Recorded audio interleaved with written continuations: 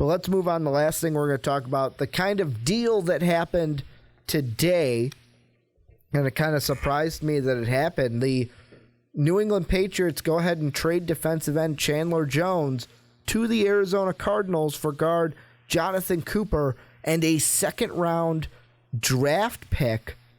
Mark, just when you saw this deal, who won, who lost, the Patriots or the Cardinals, or was it even and both teams got better? I wouldn't necessarily say that the Patriots got better.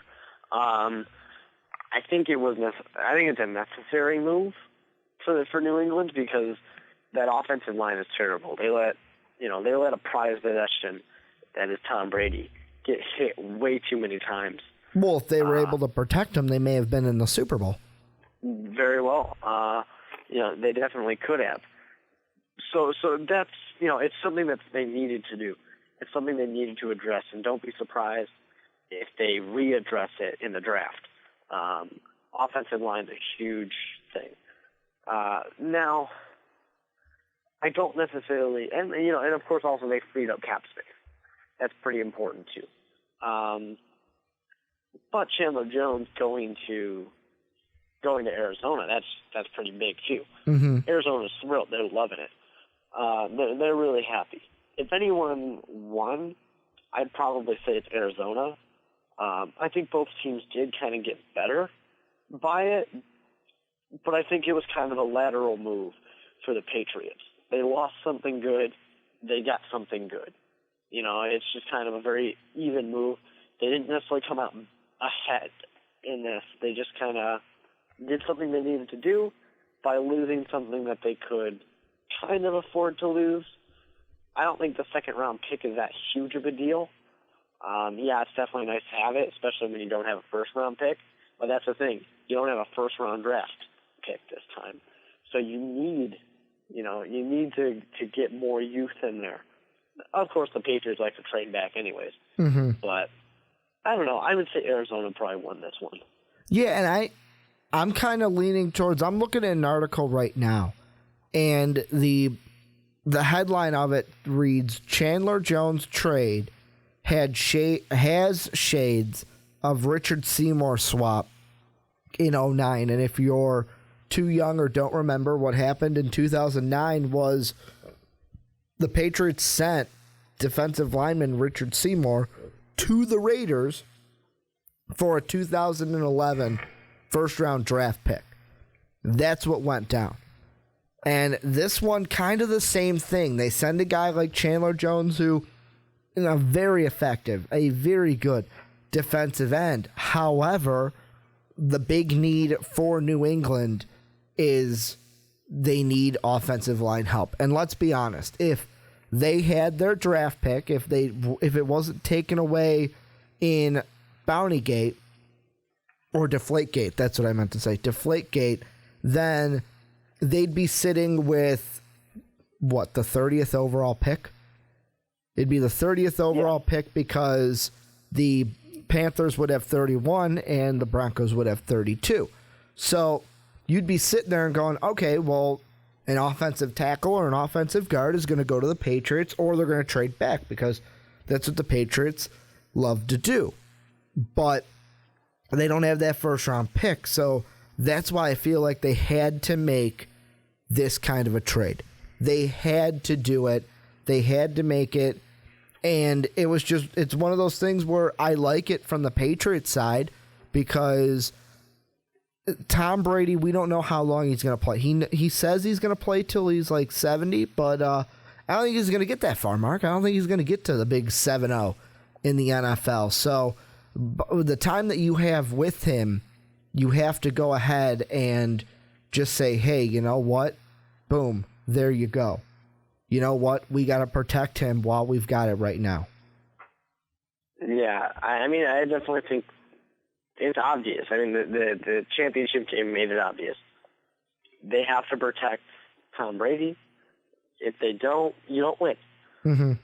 It's a simple equation of football right there. Protect your quarterback and you can win games. It's interesting. I mean, it's not often that we talk about guards and in podcasts, and in the media at all. But it's something that needed to happen. Like you said, not having a first-round pick this time makes it a lot more necessary to where they have to do something like this to kind of cover that. And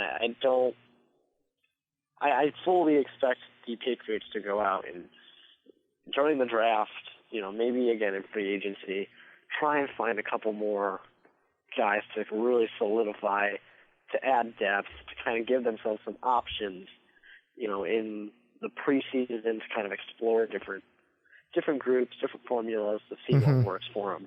Because this is a great team. This is a team that, with the Broncos losing Brock Osweiler, essentially became the favorites again to go to the Super Bowl. If you didn't already think they were the favorite. So, a team being the favorite, they got to do whatever they can to protect Tom Brady because he's the guy that's going to get you there. And I mean, when you look at Jonathan Cooper, he was a top 10 draft pick in 2013. However, he's kind of been, to me, I'm going to use the word forgotten on this team a little bit because, yeah, he signed the 4-year deal in 2013 it was late July that he signed that deal, but in his third preseason game of 2013, he broke his fibula, and they placed him on the IR that season. So, I mean, you get an early injury in your rookie year, wasn't able to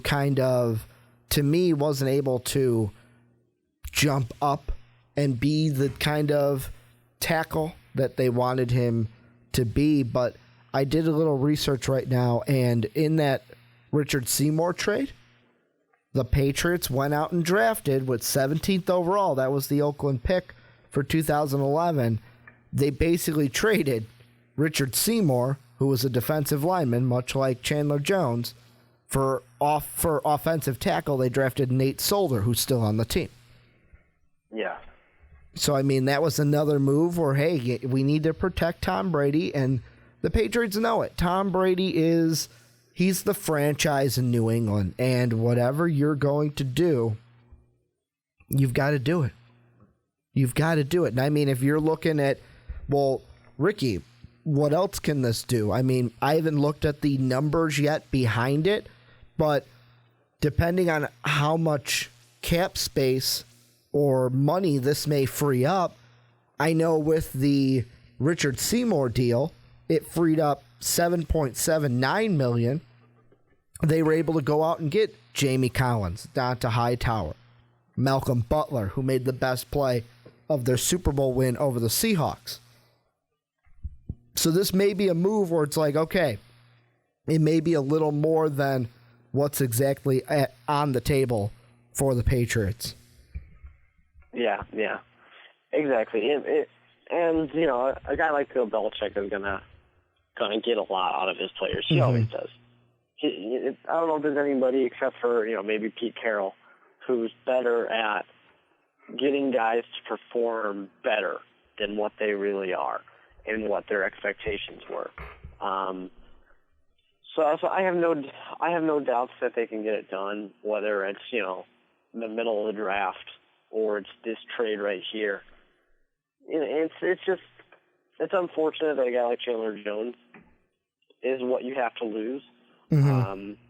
However, with that being said, I mean, it definitely puts some weight into a team that no one's talking about this offseason, the Arizona Cardinals, and what they can do because... Well, they got thrashed. They got thrashed in the NFC Championship game, and I feel like that's why. Until it all fell apart, I mean, they were looking great. They were looking like shoe-in. I mean, they pretty much were your shoe-in. So, they definitely looked great. Now everybody's sitting there going, oh, are they the real deal? Are they pretenders? What's going on? Was it just a fluke? Or, maybe it's just that defense was so great. That'll have to be addressed later once I think about it. But yeah, it just kind of goes to show that this is a great team. It just continues to get better.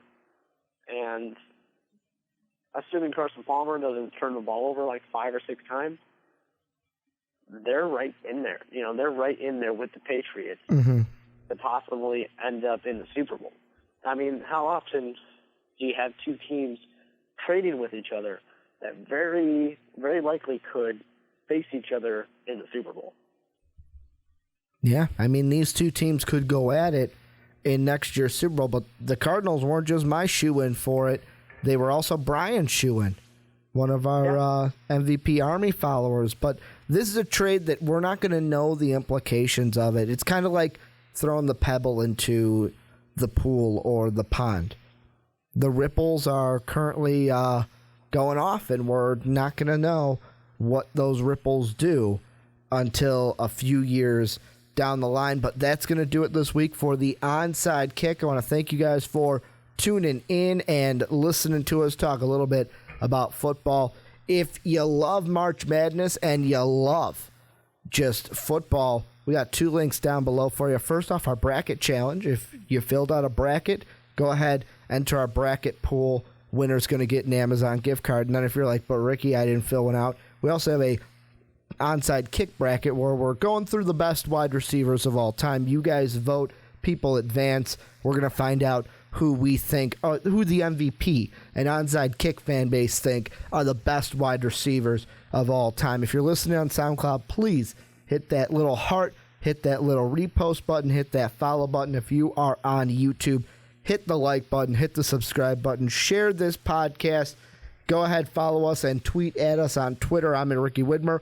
Mark is at the with 2 E's, Mark Weber. Most Valuable Podcast is at Most Valuable Pod. I want to thank you guys for checking us out today, this afternoon, this evening, whenever you're listening to us, wherever you're listening to us. And as always, have a good day, everybody. Thank you for listening to this MVP podcast. Follow us on Twitter at Most Valuable Pod for more great podcasts.